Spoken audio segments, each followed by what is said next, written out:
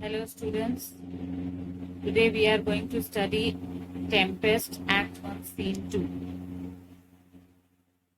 This scene takes place before Prospero's cell where Prospero and Miranda both are present. Who is Prospero? As I have told you initially, he was the actual Duke of Milan, but his brother Antonio had usurped the throne from him and Miranda is his daughter. So let's study what happens in this scene, because in this scene we will be introduced to Ferdinand also, who has reached to this part of the island where Prospero and Miranda are staying, and how Ferdinand falls in love with Miranda, and what was the plan of Prospero behind the meeting of Ferdinand and Miranda. So let's study the Tempest Act 1 Scene 2. Miranda says, "If by your art, my dearest father, you have put the wild waters in this road, allay them. The sky, it seems, would pour down stinking pitch, but that the sea, mourning to the welkin's cheek, dashes the first fire out. Oh, I have suffered with those that I saw suffer. A brave vessel who had no doubt some noble creature in her, dashed all to pieces. Oh, the cry did knock against my very heart. Poor souls, they perished. Had I been any god of power, I would have sunk the sea within the earth or sea, or ere it should the good ship so have swallowed, and the frotting souls within her." So Miranda says, because she has seen the ship in which the royal passengers were traveling, that the ship had been wrecked. So she is feeling very sad, as she had seen how the poor people on that ship had been crying before the ship had drowned. So Miranda says that if by your magic, my father, you have done all these things to these people, and you have brought the waves of the sea to the high tide, so I request you that please try to minimize all these things, or just calm them again. It seems as if the sky is going to pour down stinking tar, the black type of tar, and the sea is rising so high as to strike against the face of the sky to put out the fire. So she says that it seems as if the waves of the sea are rising so high, as if they are trying to put out the fire which had been ablaze on the ship. So she says that I have suffered with all of those people which were present on that vessel. Vessel means a ship. So I have suffered with those noble creatures which were traveling on that ship, and I have seen them, how they have been crying for their safety. So their cries had deeply knocked into my heart, and it was moved with sympathy for them. If I had power as a powerful god, if I had got any power, then I would have done such things, like I would have just, you can say, sunk the sea inside the earth so that they would have been saved. Then Prospero says, "Be collected, no more amazement. Tell your piteous heart there is no harm done." So Prospero consoles her and says that be collected means be calm. Do not get so much excited or moved with anxiety. Tell your sympathetic heart that nothing wrong has been done and there is no harm done. So Miranda says, "Oh, who the day." She says, "What a sorrowful day it is."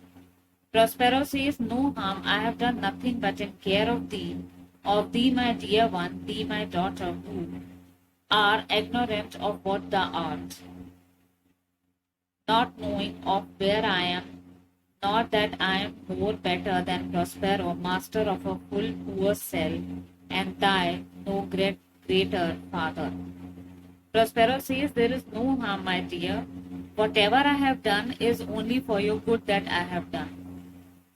And because you do not know who you are and from where we have come, and you only know this much that your father is the owner of this poor cell in which we are living, but you actually do not know who we are and from where we had come. And you know only that I am your father. This is the information that you have. So Miranda says, more to know did never meddle with my thoughts. Miranda says, it never entered into my mind that I should ask you things of such kind. Prospero says, 'tis time I should inform thee further. Lend a hand and pluck my magic garment from me. So, lays down his robe. So Prospero says, now the time has come that you should know many things about yourself and myself. First of all, help me to remove this magic robe. He was wearing a magic robe, so he says that help me to remove this magic robe, and then I will tell you further. Once the robe is removed, he lays it down. And then he says, lie there, my art, wipe thou thine eyes, have comfort. The direful spectacle of the wreck which touched the very virtue of compassion in thee, I have, with such provisions in mine art, so safely ordered that there is no soul, no, not so much perdition as an hair, betted to any creature in the vessel which thou heardest cry, which thou sawest sing. Sit down, for thou must know now further.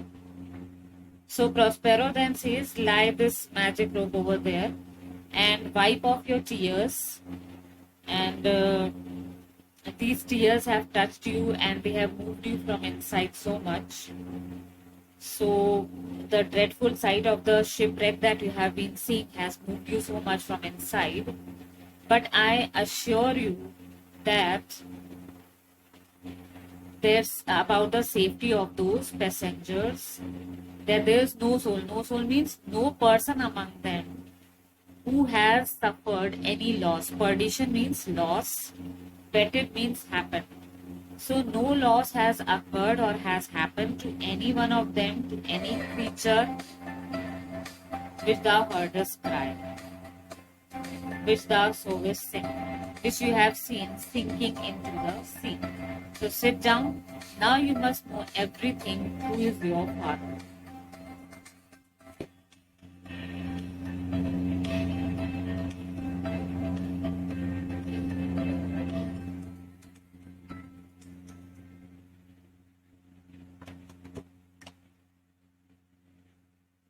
Then Miranda says, you have often begun to tell me what I am, but stopped, and left me to a bootless inquisition, concluding, stay not yet. Miranda says that you have many times started to speak and tell about things, but then you stopped immediately. And I was then left asking questions only. And at that time you said, wait, time has not yet come. Then Prospero says, the hours now come, the very minute bids thee. Ope thine ear, obey and be attentive. Canst thou remember a time before we came unto this cell? I do not think thou canst, for then thou wast not out 3 years old. Then Prospero says, now the time has come, and this very minute is demanding me that now you should open your ears, be careful and attentive to what I tell you. And don't you remember the time when we came here? At that time you were 3 years old. Do you remember anything? Miranda says, certainly sir, I can. Miranda says, yes, I remember some things. So Prospero was quite excited. He said, by what? By any other house or person of anything, the image tell me that hath kept which thy remembrance. Prospero says, okay, what do you remember? What is it that made you to remember that those things?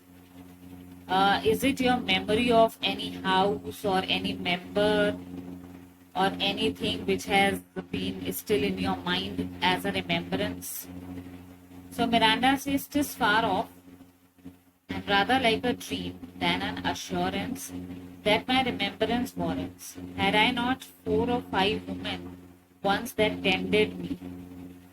Then Miranda says, "It's not so much of the memory. I only remember, you can say, a slight blur type of remembrance I have in my mind, and that is like a dream. I just only remember that there were 4 to 5 women who used to attend me. Is it, Father?" Then Prospero says, "Thou hadst and more, Miranda, but how is it that this lives in your mind? What seest thou else? In the dark backward and abysm of time, if thou rememberest aught ere thou canst hear, thou camest here, how thou canst hear, thou mayest." Prospero says, you not only had 4 to 5 attendants, you had more than that, Miranda. But how is it that this much you remember still in your mind? What more can you remember? Can you recall some more things from the dark memories of the past? Anything else that you can remember? If you can remember anything before you came here, then tell me about all those things. Miranda said, "But that I do not." Miranda says, "I can't remember more than this, that I was attended by 4 to 5 women. Other than that, I do not remember anything else." Then Prospero says, 12 years since, Miranda, 12 years since. Thy father was a Duke of Milan and a Prince of Power. Then Prospero begins to tell. He says that 12 years have passed, Miranda. 12 years ago, your father was a Duke of Milan and he was a prince. Miranda, "Sir, are not you my father?" Then Miranda said, "Is it true? But aren't you my father?" Prospero says, "Thy mother was a piece of virtue, and she said thou was my daughter. And thy father was Duke of Milan, and his only heir and princess was issued." Then Prospero indirectly says that your mother was a virtuous lady, and she told me that you are my daughter, and I am your father was a Duke of Milan, and you were the only heir to the throne. Then Miranda says, "Oh, the heavens! What foul play had we, that we came from thence? Or blessed was it we did?" Miranda says, "Oh, heavens! Was it a foul?" So Miranda says, "Was it a foul play? Due to which we have been driven over this island? Or was it fortunate that we came here? Tell me, Father, what has happened?" So Prospero says, both, my girl. By foul play, as thou sayest, were we heaved thence, but blessedly hauled hither. Prospero says, both things you can say. Either ways, both of them are there, like we were fortunate to come over here, and some foul play had been done to us. And as you say, that some foul play had occurred, but we were blessedly hauled. Hauled means we were given a help, or you can say a providential help to come here. Miranda says, "Oh, my heart bleeds to think over the teen that I have turned you to, which is from my remembrance, please you further." Miranda says, "Oh, my heart is sad to think of the trouble that I caused you when you alone had to come to this island. And according to my remembrance, I remember only this much, that I was very small, due to which some troubles had been caused to you. Please tell me further." Then Prospero says, "My brother and thy uncle called Antonio, I pray thee mark me, that a brother should be so perfidious.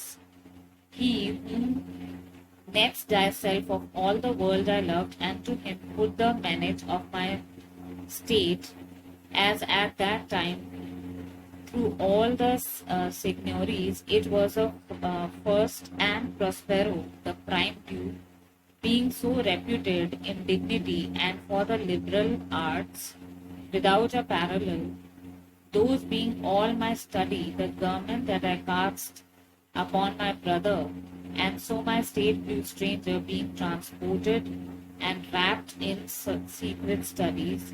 Thy false uncle, dost thou attend me? Prospero says, your uncle and my brother Antonio, he was the only person next to you whom I love so much in the world. I can't imagine that a brother can be so much dangerous or so much, you can say, causing harm to one brother whom I had given the responsibility of taking care of the estate of Milan. While I was busy in my studies, I was much interested in liberal arts, and so I enclosed myself in a room and was busy in the liberal arts studies. At that time, my fame was of no parallel. Nobody else could compare to my or could beat down my fame. So I had laid all the governance of my state upon the shoulder of my brother Antonio, and due to which I had grown stranger to my estate. I didn't even pay attention to what was happening in the state of affairs, as I was quite busy in the studies.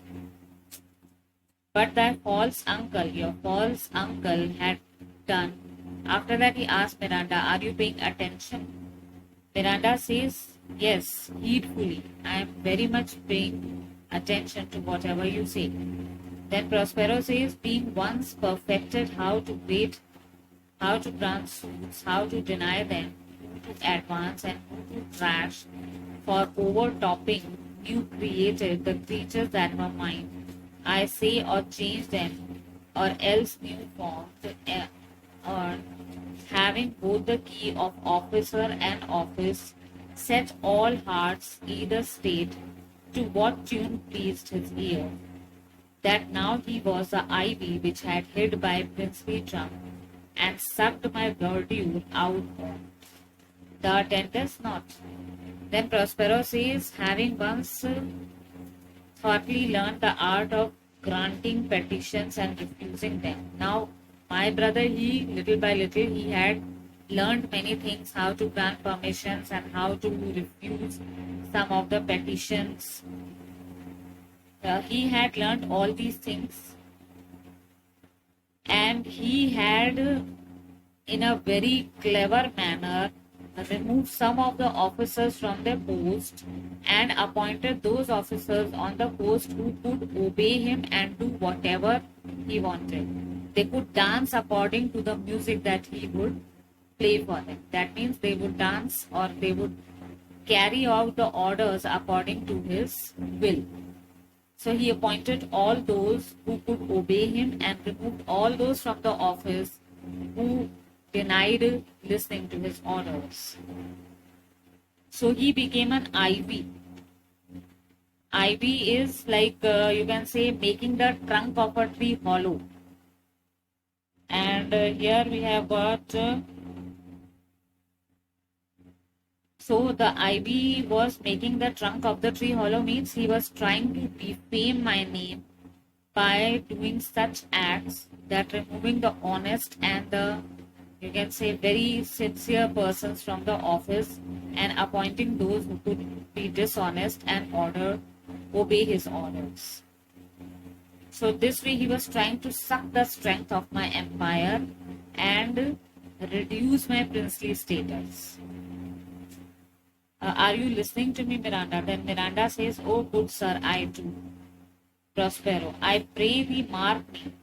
I thus neglecting worldly ends, all dedicated to closeness and bettering of my mind, with that which but by being so retired, overpriced all popular rate, in my false brother awaked an evil nature, and my trust, like a good parent, did beget of him a falsehood in its contrary, as great as my trust was, which had indeed no limit, a confidence sans bound, he being thus lauded, not only with what my revenue yielded, but what my power might else exact like one. who, having into truth by telling of it, made such a sinner of his memory to credit his own lie. He did believe he was indeed the Duke, our O the substitution, and executing the outward face of royalty with all prerogative, hence his ambition growing. Dost thou hear? So Prospero says, I request you to pay attention to whatever I am saying now. This is very important for you to understand that I had ignored all the worldly interests and I was quite you can say, engulfed in the studies. I was deeply absorbed in the secret studies of magic. So I was completely devoted to my private life. I had just, you can say, renounced the kingdom in a way and was moving towards the progress of developing my mind. Taking the advantage of this, an ill will roused in the spirit of my brother Antonio, because I had given a total trust on him. So he had, you can say, taken up treachery. Treachery means deceiving someone. So he was deceiving. He had gone into act of deceiving. Just as a father may produce a son who can deceive his father. So similarly, I as a father had entrusted all the responsibilities of the kingdom on his shoulders as a son. And he, being a son, had resorted to deceiving me. So, like a lord, he has now enriched with wealth, because as a king he had taken up the responsibility, Antonio. So he became so much rich in wealth and he had received so much of power that ill will had, you can say, taken place in his mind. And he started thinking that he is the real Duke of Milan. So as a result of my taking place, he assumed that the heir of royalty with dignities and privileges all belonged to him, due to which his ambition started increasing. And he had began to think that he was a duke, and he had falsified, he had taken all things in a false manner. So those things which were given to him for a temporary purpose, he started thinking that all these things should become permanent to me and I should become the Duke of Milan. So are you listening? Miranda says your tale, sir, would cure deafness. Miranda says your tale is such that even a deaf person would like to listen what you are telling. Then Prospero says, to have no screen between his part he played and him he played it for, he needs will be absolute Milan. Me, poor man, my library was dukedom large enough of temporal royalties. He thinks me now incapable confederates. So dry he was for sway. Be the king of Naples to give him annual tribute, do him homage, subject his coronet to his crown, and bend the dukedom, yet unbowed. Alas, poor Milan, to most ignoble stooping. Then Prospero says that in order that he should become the Duke of Milan, he wanted to become the Duke of Milan. So he did what? He took the help of the King of Naples, Alonso. He joined hands with him and asked him to help ask the King of Naples to help him in order to remove me from my kingdom forever. And I, the poor man, who at that time was having only the studies of magic as his own dukedom, was deeply involved in his studies, that I couldn't know what my brother was planning about. And it had never happened in the history of Milan that the kingdom should become subdued to anybody else. And at the same time, the King of Naples was the opponent of me. So he took it as an opportunity and he joined hands with my brother Antonio in order to take revenge from me. And my brother Antonio had asked him that if he helps him to get the throne, then Antonio would pay him the annual tribute, and he would always bow in front of him if he helps him in getting the kingdom.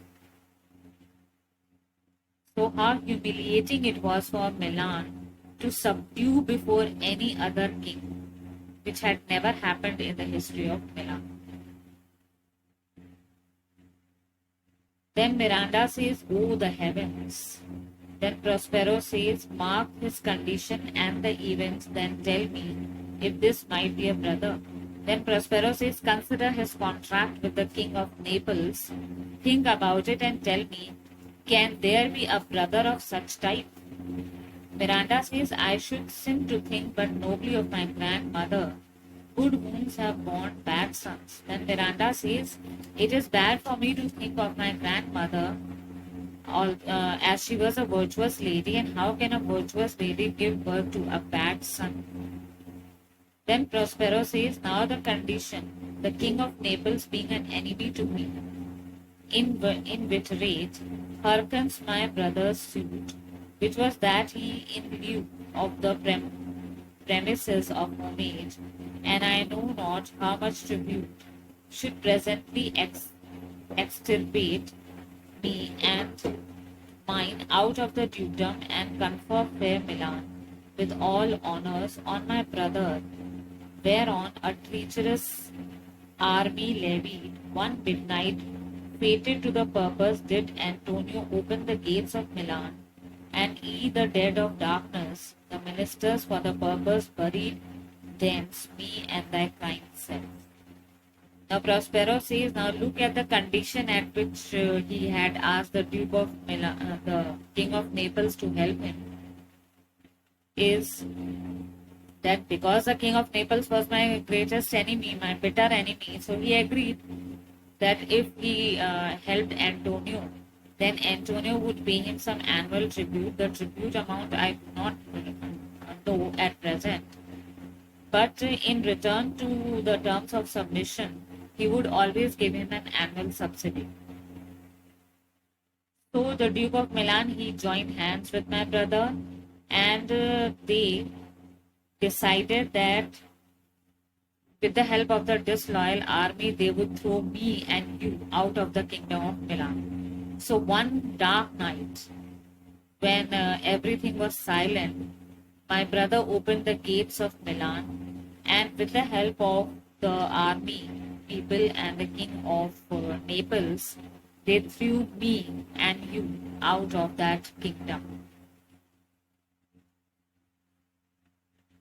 Then Miranda, alack for pity, I not remembering how I cried out then, will cry it over again. It is a hint that rings mine eyes to it. Miranda says, alas, alack means alas. It is a pitiful thing to hear about all these things. I do not remember how much I would have cried at that time. And now I need to cry again, because it is an event which forces me to shed tears. Then Prospero says, here a little further, and then I'll bring there to the present business which now upons, without the which this story were most impertinent. Prospero says, pay careful attention to more things that I would like to tell you.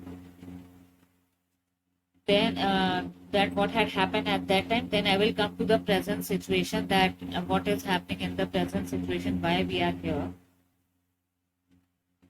And without that, my story would be irrelevant. It would be fruitless to tell it. Then Miranda says, wherefore did they not that hour destroy us? Then Miranda says, why did not they did not kill us? Prospero says, well demanded wench, my tale provokes that question, dear. They durst not, so dear the love my people bore me, not set a mark so bloody on the business, but which colours fairer painted their foul ends. In few they hurried us aboard a bark, bore us some leagues to sea, where they prepared a rotten carcass of a butt, not rigged, nor tackle sail, nor mast.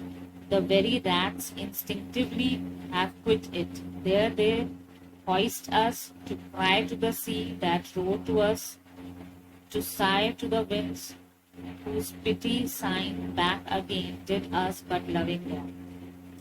So when Miranda asked that why did they not kill us at that time? Why did they throw us out? Then Prospero says, your question is very good question at this moment because my story provokes you to ask such a question.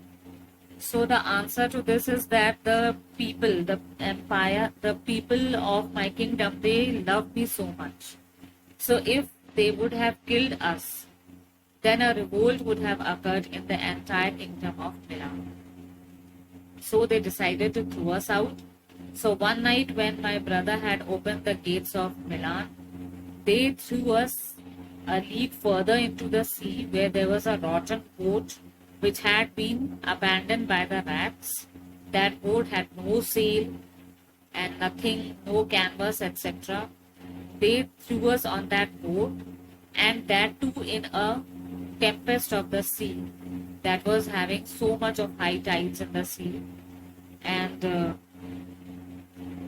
these roarers of the sea, that means the winds and the elements of the sea, they were so much high that they thought that the father and the daughter would drown into the sea due to the rotten boat. The rotten boat had holes all over, due to which we could have drowned into the sea. A rotten carcass means you can say a very much armed, or you can say a very much destroyed dead body of the boat. Dead body of a boat means having so much of destruction in the boat, so many holes in it, so that when anybody would sit into it, then the water would enter into the boat and everything would be drowned into the sea. Miranda, alack, what trouble was I then to you? Miranda says then, alas, it is pitiful to think that I have been a great cause of trouble to you at that time. Prospero, oh, a cherubim, thou was that did preserve me. Thou didst smile, infused with a fortitude from heaven, when I have decked the sea with drops full salt. Under my burdened throne, which raised in me an undergoing stomach to bear up against what should ensue. Then Prospero says, rather you were an angel. Cherubim means angel. You were an angel who saved me. It seemed as if when you smiled at that time, so it seemed as if you have come in order to save me. Because it inspired me to have great courage and fight with the current situation. When there was a sprinkling of the sea all over and I was having tears in my eyes, when I was groaning means taking deep cries due to the pain and the suffering that my brother had caused at that time, your smile had raised my spirits, due to which I could fight the situation with great strength. And I could stand up against the misfortunes that were in my way. Miranda, how came we ashore? Then Miranda asked, then how safely would we had reached over this shore? Prospero, by providence divine, some food we had and some fresh water, that a noble Neapolitan, Gonzalo, out of his charity, who being then appointed master of this design, did give us, with rich garments, linens, stuffs, and necessities, which since have esteemed and much, so of his gentleness. Knowing I love my books, he furnished me from mine own library with volumes that I prize above my dukedom. Prospero says it was a providential help, a help given by God, as at that time Gonzalo was appointed as a counselor to the king, and he helped me with some food and fresh water. He gave me some fine linen type of clothes, some undergarments, some stuffs, some necessary things, and above them he gave me the books from my library, which I value much above the dukedom that I had been having at Milan. So because of his kindness only we could reach to this shore. Miranda, would I might be ever see that man? Miranda wishes that if she could ever see Gonzalo as a good man. Prospero, now I arise. Then Prospero says, okay, now I arise. Resumes his mantle. Sit still and hear the last of our sea sorrow. Here in this island we arrived, and here have I, thy schoolmaster, made thee more profit than other princes can, that have more time for vainer hours and tutors not so careful. Then Prospero, he gets up, he puts on his garment, that magic robe, and he says, listen further what had happened after that sea episode. We reached here.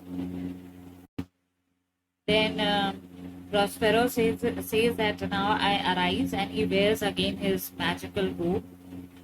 Then he says, he sit still and hear whatever I tell you. It is the end of the story of our suffering. When we reached to this island, so this was just like a blessing for you, because I had taught you each and everything in more detail, and more than any other princes who receive training from tutors who are not competent and who waste their time throughout their life.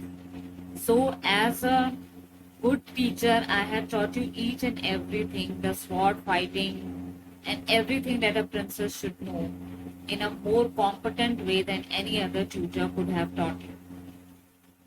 Then Miranda says, may God reward you, father, for whatever you have done to me.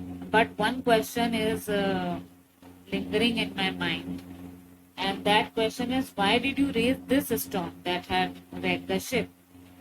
Prospero says, I will tell you more about that at some other time, but presently a star has risen, which is of great advantage for me, and it will be a great fortune for me, because I have come to know that my enemies have reached this island, and it would be better for me to look after them. Because if I do not take the advantage of the auspicious star that has come into the constellation as an ascendant, then I will miss out this opportunity, and this would not be good for me, and my fortune will sink to its lowest. Now it's better that you stop asking the questions, and I think you are feeling sleepy, so sleep is better for your health. There is no other choice, go and sleep. So here we can assume that by his magic he makes Miranda sleep. So Miranda sleeps, and then Ariel approaches. So Prospero says, come away, my servant, come. I am ready now, approach my Ariel, come. He says he calls out Ariel and says that I am ready, Ariel, come here. Ariel enters. Ariel says, all hail, great master, brave sir. Hail, I come to answer thy best pleasure. Be it to fly, to swim, to dive into the fire, to ride on the curled clouds, to thy strong bidding task, Ariel and all his quality. So Ariel comes and he says, hail. Hail means welcome, sir. Or you can say good greetings as given. So all hail, great master Prospero. I am ready to do whatever you order me, whether it is to dive into the sea, or to blaze fire anywhere, or to fly in the air, or to swim, or to move over the curled clouds in the sky. Whatever you tell me as an order, I am ready to carry out. Prospero says, has thou spirit performed to point the tempest that I bade thee? Prospero asks, did you raise the tempest in the way that I had ordered you? Ariel says, to every article I boarded the king's ship, now on the beak, now in the waist, the deck, in every cabin. I flamed amazement, sometime I divided and burned in my places on the topmast, the yards, and the bowsprit. Would I flame distinctly, then meet and join Jove's lightning, the percussors, though the dreadful thunderclaps, more momentary and sight outrunning, were not the fire and the cracks of sulphurous roaring, the most mighty Neptune seemed to besiege and make his bold waves tremble, his dread trident shake. Then Ariel says, to each and every detail, whatever you told me, each step I had carried out. I had placed the fire in the shape of a flame. I reached over the ship. I divided into many parts. Once I reached to the deck, then the other time into the cabins, then to the topmast, then sometimes to the waist of the ship. Then sometimes I divided myself into several small flames everywhere. Sometimes I combined all the flames into a big flame.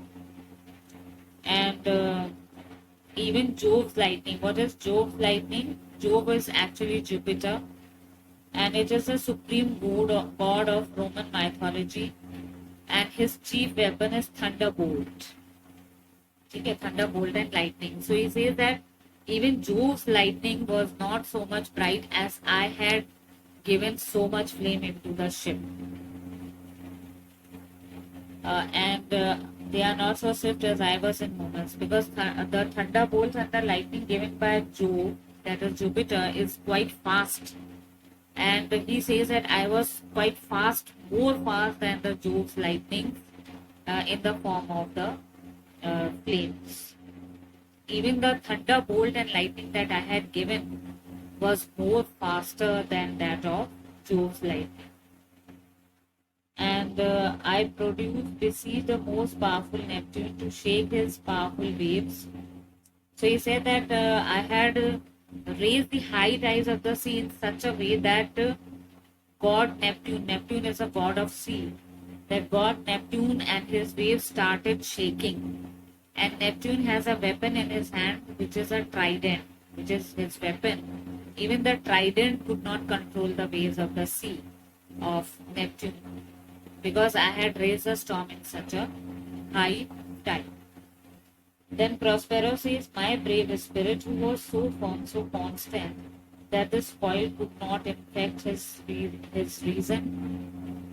Prospero said, was there any one of them who was so much constant, calm, and collected even after so much of destruction? Was there anyone who was not moved by such a destruction? The Ariel said, not a soul, but felt a fever of mad and played some tricks of desperation. All but mariners plunged in the foaming brine and quit the vessel. Then all afire with me, the king's son Ferdinand, with hair up staring, then like reeds, not hair, was the first man that heaved, cried, hell is empty, and all the devils are here. So Ariel says, not a soul, no one. Everybody was afraid. All were running here and there in order to save their lives. And because when fire was blazing in the ship, so leaving the mariners, rest of the royal people, they jumped into the salty water of the sea. And first of them was Ferdinand, who jumped into the sea and cried that hell has become empty and all the devils of hell have come here. Then Prospero, why that's my spirit, but what was not so this night show. Then Prospero was happy, he said, well done, and that's my spirit. But all was this near the shore. Prospero said that all this happened near the shore. Ariel said, close by my master. Ariel said that, yes, this incident had happened close to the shore by my master. Prospero, but are they, Ariel, safe? He asked about their safety. Ariel said, not a hair perished. On their sustaining garments, not a blemish, but fresher than before, and as thou badest me, in troops I have dispersed them. About the isle, the king's son have I handed by himself, whom I left cooling of the air with sighs in an odd angle of the isle, and setting his arms in this sad knot. Ariel said not a hair was destroyed, all of them were safe, and even the clothes had no blemishes or no mark of any destruction in their clothes, but it actually when they jumped into the sea water, their clothes were more fresher than before. And by your command, I have scattered all of them on different parts of the shore of this island. The king's son, I have landed on this part of the island alone. He is alone, and when I left him, he was in some remote corner of the island. He said that I didn't notice where he was, but I saw him that he was in an isolated part of the island, cooling the air with the sighs of sorrows. Because according to him, he thought that all of them have drowned, and so he was plunged into deep sorrow. Prospero. Of the king's ship, the mariners say how thou hast disposed, and all the rest of the fleet. Prospero says, okay, then tell me what has happened to the mariners of the ship. Where are they presently? And what about the remaining of the ship? Ariel. Safely in the harbor is the king's ship in the deep nook where once thou collectest me up at midnight to fetch dew from the still vexed Bermuds. There she is hid, the mariners all under hatches stowed, who with her charm joined to their suffered labour, I have left asleep, and for the rest of the fleet which I dispersed, they all have met again and are upon the Mediterranean floor, bound so sadly home for Naples, supposing that they saw the king's ship wrecked and his great person perish. So Ariel says the king has been safely harbored in one of the corners of the Bermudas. Bermuds here has been given is the name of a group of islands. So I have hid the ship in one of the corners of Bermudas, from where you had once asked me to fetch few drops for you. And all the sailors have been safely kept in the lower deck of the ship. All of them have gone into a deep sleep, and the remaining of the ship fleets, they have all assembled together in one part of the island. They are on the Mediterranean Sea, sailing towards the native land, Naples. So rest of the fleet of the ships are sailing towards the Naples. So they are under the impression that the king's ship was destroyed, and the king is no more with them. That means the mariners of the ship have gone into deep sleep, and the ship is under the harbor in the Bermuds. Then Prospero says, Ariel, that charge exactly is performed, but there's more work. What's the time of the day? Prospero says, Ariel, you have done all according to my instructions. That's very good of you, but still there is some more work. What is the time of the day? Ariel says, past the mid-season. So Ariel says it is past noon time. Prospero says at least 2 glasses. The time twixt 6 and now must by us both be spent most preciously. Then Prospero says it seems that the time has gone 2 hours beyond, and the time from now till 6 o'clock we have to carry out all our tasks. So till 6 o'clock in the evening all has to be done. It is a very precious time for us to carry out what we have planned. So Ariel says, is there more time? Since thou dost give me pains, let me remember thee what thou hast promised, which is not yet performed me. So Ariel says, is there more work for me to be done? I must remind you that you have promised me that you will do what you have promised me something, and which you have not yet kept your promise. So Prospero says, how now be? What is thou canst demand? Prospero says, what is the matter now? Why are you grumbling? Why are you speaking so much? What is it that you are demanding? Ariel, my liberty. Ariel says, you had promised me that you will free me after your task has been done. And since I have performed my task, I need my liberty. Prospero, before the time be out? No more. Prospero says, before all my task is performed, I will not free you. Ariel, I pray thee remember I have done these worthy service. told there no lies, made there no mistakings, served without or grudge no or grumblings, thou didst promise to bait me a full year. Ariel says, I request you. Preeti means I request you that I look at my record, how I have served you everything without any error, without any grudges, without speaking so much, without any excuses. All the tasks I have performed very honestly. So you had granted me, you told me that you will grant me a full year of liberty. Prospero, dost thou forget from what a torment I will free thee? Then Prospero says, don't you remember from what type of suffering I had freed you? Ariel, no, I don't forget.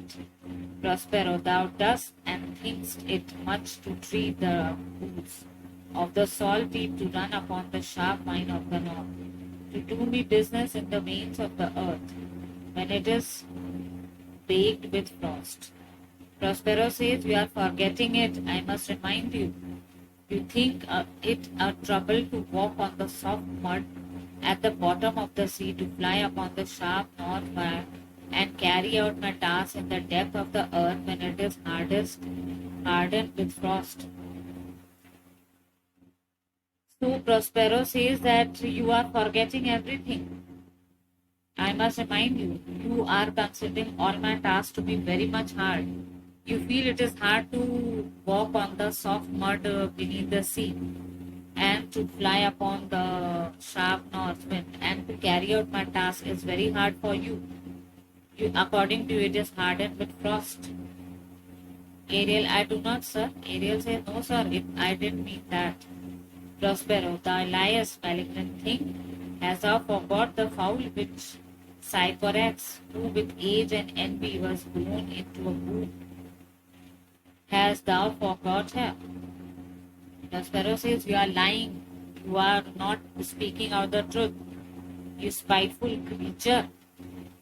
Don't you remember? Have you forgotten that evil witch Sycorax, who with age and due to jealousy and due to the malicious thoughts in her mind had made you suffer? Have you forgotten her? Ariel, no, sir. Prospero, thou hast. Where was she born? Speak, tell me. Prospero says, you have forgotten. Let me remind you each and everything. Tell me, where was she born? Can you speak out? So Ariel says she was from Algiers. Algiers is a region in Africa. Then Prospero, oh, was she so? I must once in a month recount what thou hast been, which thou forgottest, this damned witch Sycorax, for mischiefs manifold and sorceries terrible, to enter human hearing from Algiers. Thou knowest was banished for one thing she did. They would not take her life. Is not this true? Prospero says, okay, so you remember that. And it is true that she was born in Algiers. And I must remind you all these things once in a month because you think you are very clever. And you don't remember how she had made you suffer. This Sycorax, who was a witch, who was staying in Algiers. But she was banished from there. She had been thrown out of Algiers and they did not kill her because she was pregnant. They banished her from there because she was practicing black magic over there. Ariel, yes, sir, I remember that.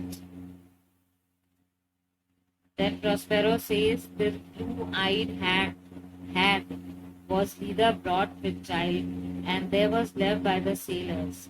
Thou, my slave, as thou report thyself, was then her servant, and for thou was a spirit too delicate to act her earthly and abhorred commands. Refusing her grand behest, she did confine thee, by help of her more potent ministers, and in her more unmitigable rage, into a cloven pine, within which rift imprisoned thou didst painful remain a dozen years, within which space she died, and left thee there, Without it is went by brooms as fast as mill wheels strike. There was this island, save for the sun, that she did litter here, a freckled milk hag born, not honored with a human shape. Then Prospero says that she was a blue-eyed hag. Hag means a witch. She had come here with her child on this island, and she was so much powerful that all of you spirits were her servants. You had to carry out her orders, but you were very delicate at that time that you couldn't carry out her strict orders, and due to which, with the help of her men, she had taken you and put you into the pine tree and enclosed you into that bark of that pine tree. And she made you suffer a lot, due to which you used to cry inside that pine bark. And you painfully had to suffer everything. And then she died over there and left you inside that pine. And you, with the mortifying groans, you used to groan a lot due to pain and due to suffering. And your pains used to spread everywhere, even to the distant mills, the mills which used to rotate in the air. And even the beasts used to tremble with fear due to your groaning cries.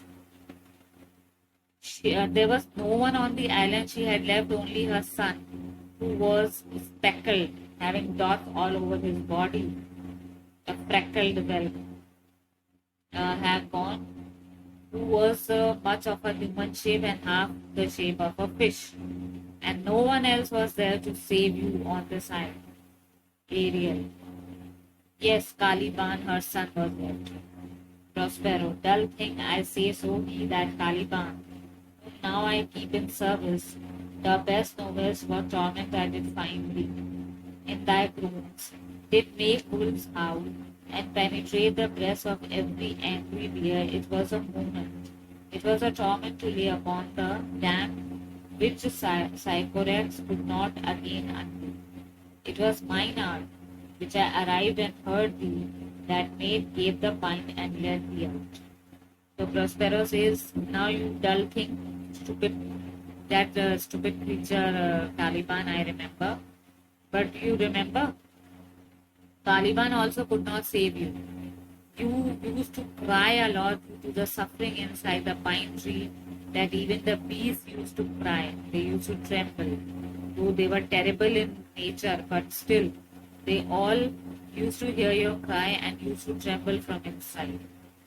There was no one who could help you out. And Sycorax, she had died. She could not undo her magic back in order to take you out. It was I who reached this island, and with the help of my magical power, I made the gape pine. Gape means to open the mouth. I opened the mouth of the pine and let you out. Ariel, I thank thee, master. So Prospero, if thou more murmurest, I will rend an oak and beg thee in these naughty entrails till thou hast howled away 12 winters. So Prospero says, if you murmur more about the promises that I made you, then remember one thing, I also will do the same thing. I'll take an oak tree, choose one oak tree and put you inside that. And you will remain there till 12 winters. Yani 12 years again you will have to suffer. Ariel, pardon master, I will be correspondent to command and do my spiriting gently. Then Ariel says, forgive me master for whatever I had said you now. I will do whatever you say. You give the commands, I will with great spirit and with more courage do that task. Prospero, do so, and after 2 days I will discharge. Prospero said, you do whatever I tell you, and after 2 days I will free you automatically from your service. Ariel, that's my noble master. What shall I do? Say, what shall I do? Ariel says, that's what are you, my noble master? Tell me what I have to do. Prospero, go make thyself like a nymph, who the sea be subject to no sight but thine, and mine invisible to every eyeball else, who take this shape, and hither come in go hence with diligence. Prospero orders him that go and change yourself into the shape of a nymph, a sea nymph, and make yourself invisible, and go to every part of this, and go take this form, come here, and then I will tell you what to do. Then Ariel exits. Awake, dear, here, awake. Thou hast slept well, awake. Then after that, Prospero, he asked Miranda to be awake because all his tasks with Ariel has completed. So he asked Miranda to wake up. Miranda waking. The strangeness of your story put heaviness in me. Miranda says your story was such strange and so much of such a nature that it made me heavy from heart and I slept. Prospero, shake it off, come on. We'll visit Caliban, my slave, who never yields us kind answer. Prospero says, well, forget all those things, come with me. We'll go to visit Caliban, who doesn't always obey me. Miranda, it is a villain, sir. I do not love to look on. Miranda says, he's a villain. I don't want to look at him. I don't want to visit him. Prospero, but as is, we cannot miss him. He does make out fire, fetch in our wood, and serves an officer that profit us. What ho, slave Caliban, thou earth, thou speak. Prospero says, but you know, in the present circumstances, he helps us to fetch wood, due to which we can light fire and cook our food. And he does other jobs also, whatever we ask him to do in our service. Then he sees that Caliban is coming. He says, hey Caliban, where are you, slave? Come here. Then Caliban, there's food enough within. Caliban says, yeah, but there is enough food inside the house. Prospero, come forth, I say. There's other business for thee. Come, thou tortoise, where?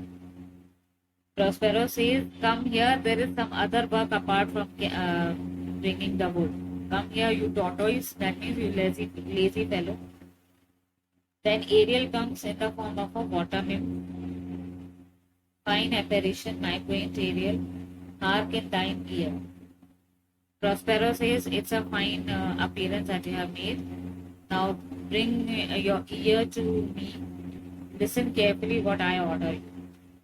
Ariel, my lord, it shall be done. Then Prospero speaks something in his ear, and Ariel says, I'll do as you order, and he exits.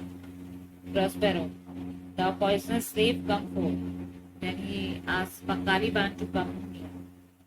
Caliban comes as wicked dew as ever my mother brushed with raven's feather from unwholesome fen.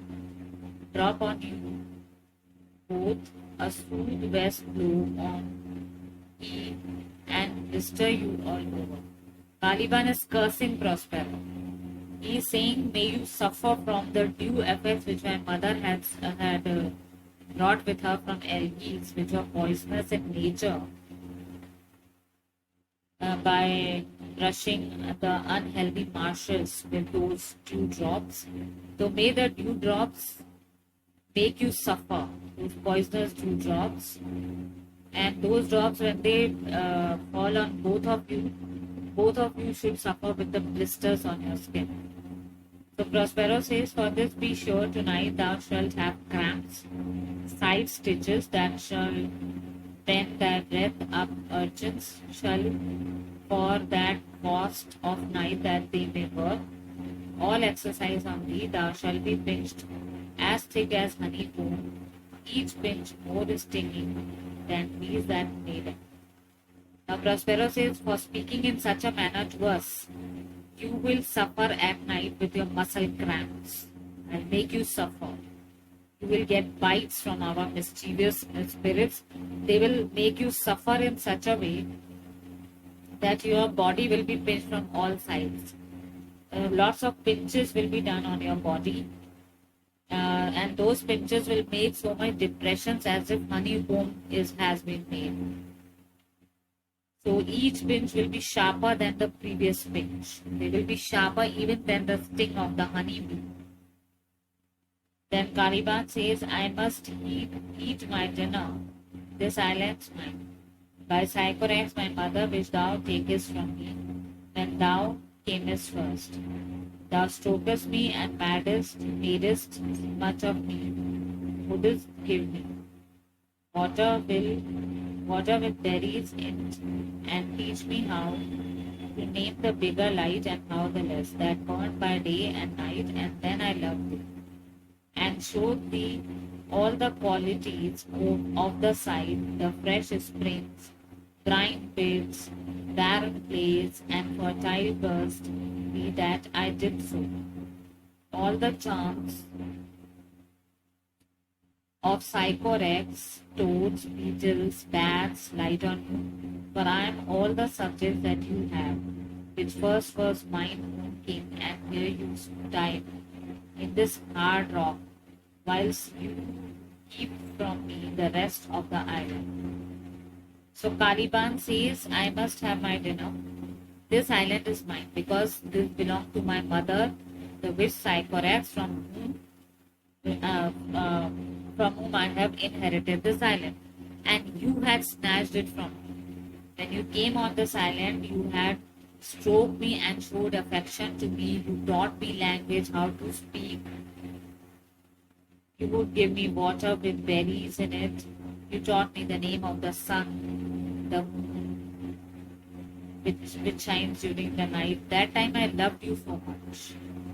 And due to which I showed you all the things of the island. I showed you the freshwater springs, the ponds from which salt is produced by evaporation, the barren areas and the fertile fields. All of these things I showed you.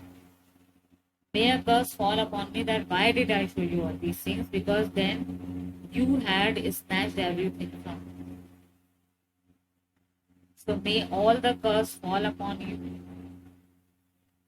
May all the magic spells of Sycorax fall upon you, the toads, beetles, and bats. They may afflict you with pain and suffering. I am the only subject you have on this island, where first I was my own master, and now you keep the confined in this rock like a pig. This tie is a place where a pig is kept. So he says, yeah, now you tie me. You keep me in one of these rocks, and you treat me as a pig, and you keep me separate from the rest of the island. So in a way, Caliban says that this island first of all belonged to me, which was the property of my mother from whom I inherited. When you came to this island, you used to give me fresh water with berries. And I loved you so much. You taught me the name of the sun, the moon which shines brightly.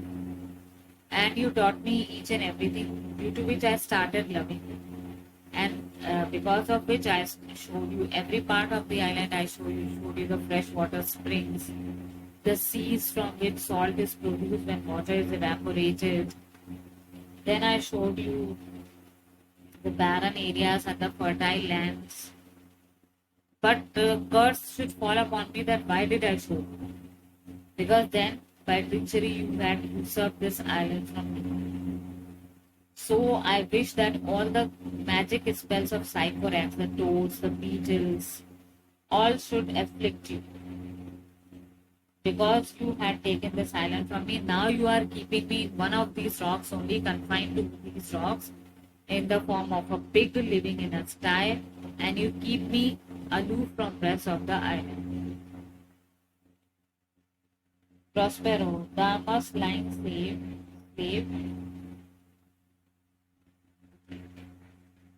So students, this was the first part of Act 1, Scene 2. Please wait for Act 1, Scene 2, Part 2 also. Since it's a long scene, so I have divided the lecture into 2 parts. If you have understood the concept of the first part, do press the like button. I'll come up with the next part very soon. Thank you.